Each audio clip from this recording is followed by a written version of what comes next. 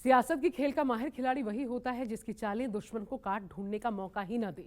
और महाराष्ट्र में शिंदे की चालों ने उद्धव के साथ कुछ बिल्कुल ऐसा ही किया।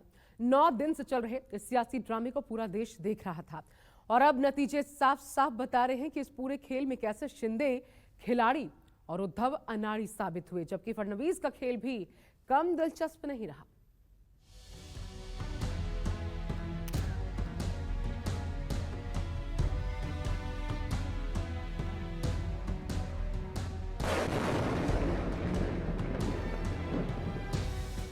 सियासत में सब अलग अलग हैं, सब जुदा जुदा हैं, लेकिन महाराष्ट्र की सियासी खिचड़ी में यह नहीं क्लियर है कि कौन किसके कितने करीब है और किससे खफा है।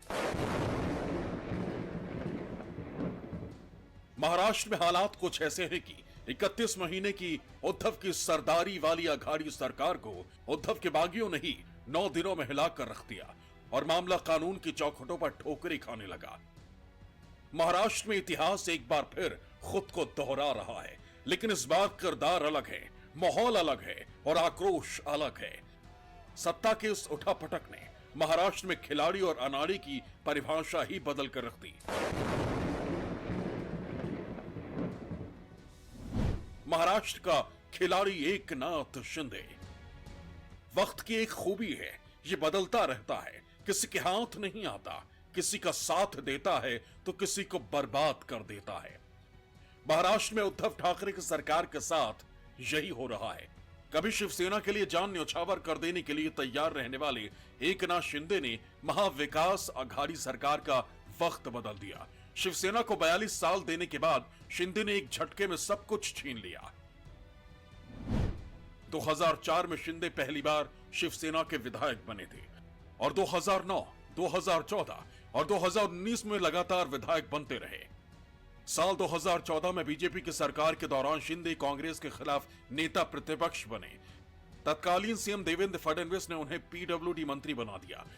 2019 में जब शिवसेना ने बीजेपी का साथ छोड़ कांग्रेस और एनसीपी के सहारे सरकार बनाई तो शिंदे ने इसका विरोध किया, लेकिन शिवसेना में बड़ा कद रखने के चलते उन्हें महाराष्ट्र का परिवार कल्याण मंत्री, नगर विकास मंत्री और विधायक दल का नेता चुनना पड़ा।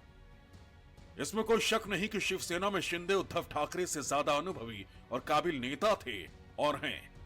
जानकारों के मुताबिक 42 साल शिवसेना को देने के बाद अब खुद की सेना बनाने वाले शिंदे को उद्धव तभी से खटकने लगे थे जब शिवसेना ने महाराष्ट्र में सत्ता पाने के लिए बाला साहब के उसूलों के खिलाफ जाकर कांग्रेस का हाथ थाम लिया। उद्धव पर बागी विधायकों ने शिवसेना के विधायकों को कम तवज्जो देने और कांग्रेस के एमएलएस को ज्यादा तवज्जो देने का इल्जाम लगाया तो वो पीड़ा जगजाहिर हो गई। मगर शिंदे हमेशा अपने विधायकों के साथ खड़े रहे। महाराष्ट्र की सियासत में अब शिंदे खिलाड़ी बनकर उभरे हैं। शिंदे ने उद्धव की शिवसेना को नकली बताकर अपने बागी विधायकों के दल को असली बाला साहब की उसूलों वाली शिवसेना बनाने का दावा ठोक दिया है। और शिंदे उद्धव से सिर्फ महाराष्ट्र की सत्ता नहीं छीन रहे, बल्कि उद्धव से असली शिवसैनिक होने का टाइटल भी छीन रहे हैं। हम लोग बाला साहब ठाकरे, इनकी शिवसेना हम लोग आगे ले जा रहे हैं। बाला साहब जी का हिंदुत्व जो है इसे हम लोग आगे ले जा रहे हैं। इसलिए हम लोग हिंदुत्व और राज्य का विकास, ये 2 एजेंडा जो हमारा है, डेवलपमेंट डेवलपमेंट एंड डेवलपमेंट, ये इस मुद्दे पे पूरे नंबर यहाँ पर अभी मौजूद थे। हमारी कामाख्या देवी का दर्शन लिया है, आप लोगों ने देखा है। किसी को जोर जबरदस्ती यहाँ लाया है क्या? अपनी अपनी मर्जी से आए। शिंदे की चालों ने शिवसेना सुप्रीमो उद्धव को शून्य कर दिया है। 21 जून को असम के गुवाहाटी से शिंदे सैनिकों ने महाराष्ट्र की सरकार के खिलाफ हमले शुरू किए और चंद घंटों बाद ही उद्धव ठाकरे पूरी तरह बैकफुट पर नजर आए। सरकार में बगावत के बाद उद्धव ने पहले हुंकार भरी, फिर बागियों ने लेटर बम गिराया तो उद्धव समझाने की मुद्रा में आ गए। त्याला पाठ दाखवणारा नाहीये, हे जसं मी मुख्यमंत्री पदासाठी बोलतोय तसंच मी आज माझ्या शिवसैनिकांना सुद्धा आवाहन करतोय।